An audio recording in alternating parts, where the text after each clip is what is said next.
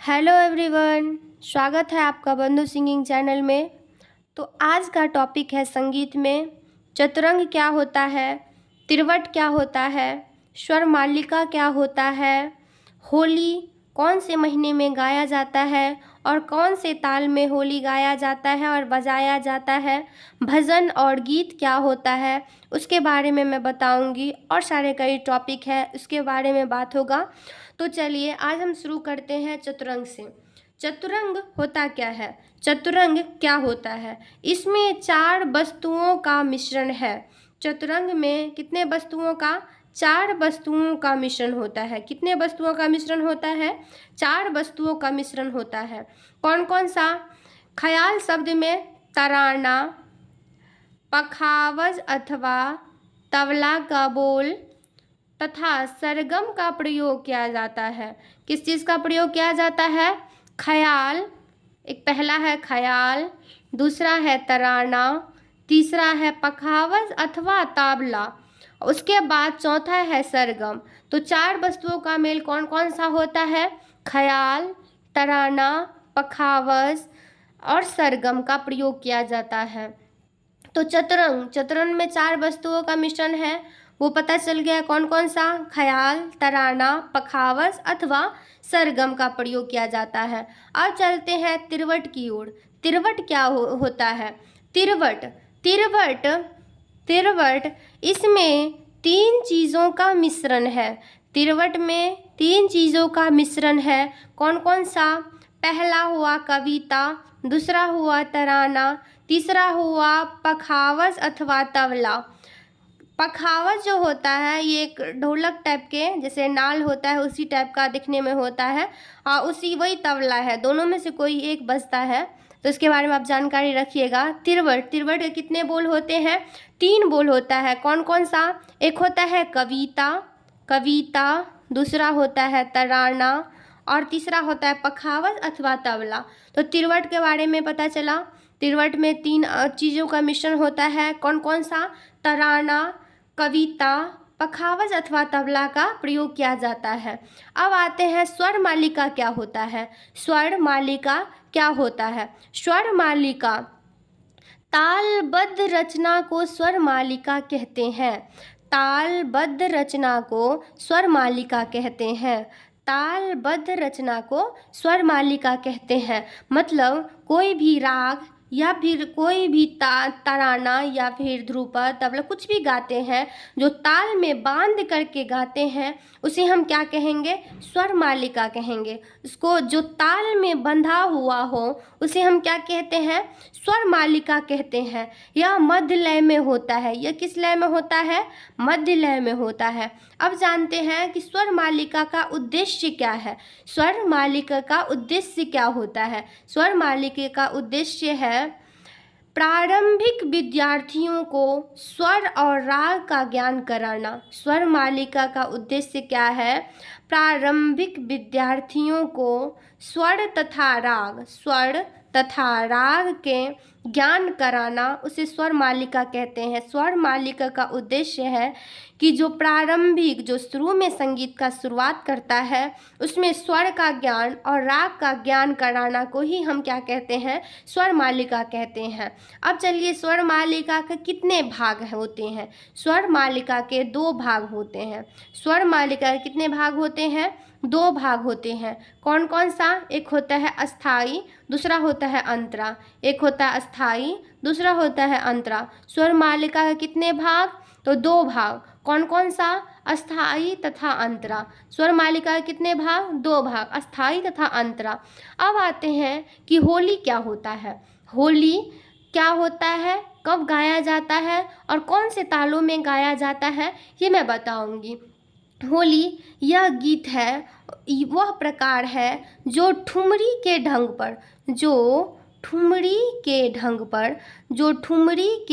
पर दीपचंदी ताल तथा काफी राग में गाया जाता है। होली जो हम गाते हैं वो ठुमरी के आधार पर, मतलब ठुमरी जैसे ही गाते हैं। जैसे उसमें जो ताल बजता है वो है कौन सा ताल? दीपचंदी का ताल बजता है। और कौन से राग में गाया जाता है होली का गीत? तो काफी राग में गाया जाता है। कौन से राग में गाया जाता है? काफी राग में गाया जाता है। होली जो है कौन से महीने में गाते हैं? होली को हम कौन से महीने में गाते हैं? तो फागुन में गाते हैं। कौन से महीने में गाते हैं? तो फागुन में गाते हैं। होली कौन से महीने में गाते हैं? फागुन महीने में गाते हैं। होली गाते समय जब हम होली गीत को गाते हैं तो उसमें मिंड का प्रयोग, मुड़की का प्रयोग, कर्ण का प्रयोग, खटका आदि का प्रयोग बहुत सुंदर लगता है। जब हम होली गाते हैं तो उसमें मिंड, मुड़की, कर्ण, खटका आदि बहुत ही सुंदर लगता है। तो अब जानते हैं, होली के बारे में समझ गए। अब हम जानते हैं भजन और गीत क्या होता है। भजन और गीत में कौन कौन सा ताल का प्रयोग किया जाता है? भजन और गीत में अधिकतर दादरा और कहरवा ताल का बहुत ही ज़्यादा प्रयोग किया जाता है। जब हम भजन को देखते हैं, जब हम भजन को ज़्यादा गाते हैं तो भजन में दादरा ताल और कहरवा ताल का बहुत ही प्रयोग किया जाता है। लेकिन कभी कभी तीन ताल और कभी कभी रूपक और कभी कभी झप ताल का भी प्रयोग किया जाता है। कभी कभी क्या होता है, तीन ताल, रूपक ताल और झप ताल का प्रयोग किया जाता है। लेकिन अधिकतर में दादरा और कहरवा ताल का बहुत ही महत्व है। जब हम कोई भजन या फिर गाना गाते हैं उसमें सबसे ज़्यादा महत्व है दादरा कहरवा ताल का, बहुत ही महत्व है। इसमें मिंड, कर्ण, खटका आदि का ज़्यादा ही महत्व रहता है।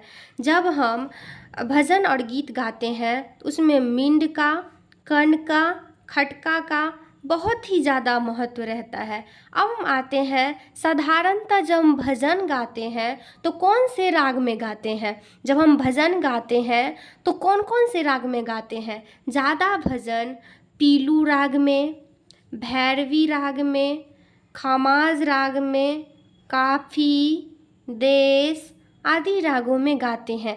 ज़्यादातर जब हम भजन गाते हैं तो पीलू राग में, भैरवी में, खमाज में आदि, काफी में, देश में, इन सब रागों में हम क्या करते हैं, बहुत ही भजन आता है तो भजन गाते हैं इसी में। संगीत को ललित कला कहा गया है। संगीत को हम क्या कहते हैं? ललित कला कहते हैं। संगीत को ललित कला कहते हैं। ललित कला में 5 कलाएं आती हैं। ललित कला में कितनी कलाएं आती हैं? 5 कलाएं आता है। कौन कौन सा? संगीत, कविता, चित्रकला, मूर्तिकला, वस्तुकला। संगीत में जब हम कला के नाम जानते हैं, ललित कला में, ललित कला कितने होते हैं? तो 5 होते हैं।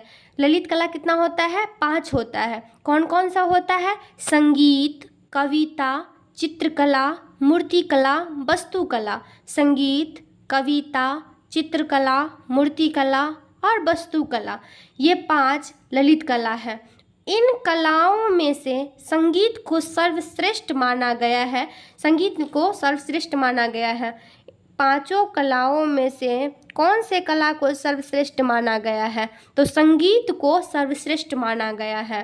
5 कलाओं में से कौन से कला को सर्वश्रेष्ठ माना गया है? तो संगीत कला को सर्वश्रेष्ठ माना गया है। तब क्वेश्चन में आएगा कि समस्त कलाओं में से सर्वश्रेष्ठ कौन से कला को माना जाता है? तो संगीत कला को माना जाता है। कौन से कला को माना जाता है? संगीत कला को माना जाता है। अब देखेंगे संगीत के रूप। संगीत के कितने रूप होते हैं? प्रत्येक कला के मुख्य 2 रूप होते हैं। प्रत्येक कला के मुख्य 2 रूप होते हैं। कौन कौन सा? क्रियात्मक और शास्त्रात्मक। क्रिया और शास्त्र। प्रत्येक कला के 2 रूप होते हैं तो निश्चित है कि संगीत का भी 2 रूप होगा। कौन कौन सा? क्रिया और शास्त्र। वैसे आमतौर पर भाषा में हम क्रियात्मक और शास्त्रात्मक कह सकते हैं। तो क्रिया और शास्त्र। शास्त्र पक्ष को हम देखते हैं। शास्त्र पक्ष में इसके 2 प्रकार हैं। शास्त्र में इसके 2 प्रकार हैं। कौन कौन सा? क्रियात्मक और शास्त्र, बताए थे पहले ही। संगीत के प्रकार। भारतीय संगीत के मुख्य 2 प्रकार हैं। भारतीय संगीत के मुख्य दो प्रकार हैं। कौन कौन सा? शास्त्रीय संगीत और भाव संगीत। शास्त्रीय संगीत और भाव संगीत। तो शास्त्रीय संगीत और भाव संगीत पूछेगा कि भारतीय संगीत के मुख्य कितने रूप हैं? तो 2 रूप हैं। कौन कौन सा? शास्त्रीय संगीत और भाव संगीत। भाव संगीत को मुख्य 3 भागों में विभाजित किया जाता है। भाव संगीत को कितने भागों में विभाजित करते हैं? तो 3 भागों में विभाजित किया जाता है। कौन कौन सा? चित्रपट संगीत, लोक संगीत और भजन गीत। चित्रपट संगीत, भजन गीत और लोक संगीत। चित्रपट संगीत, लोक संगीत और भजन गीत। तो आज का टॉपिक इतना तक सीमित था। कल मैं देखूंगी कि क्या पढ़ाना है। कल मैं और टॉपिक लेकर के आऊँगी और मैं बताऊंगी। आप स्टेट का एग्ज़ाम बहुत ही जल्द होने वाला है, तो इसीलिए आप अच्छे से ध्यान दें और अच्छे से पढ़ें। Thank you.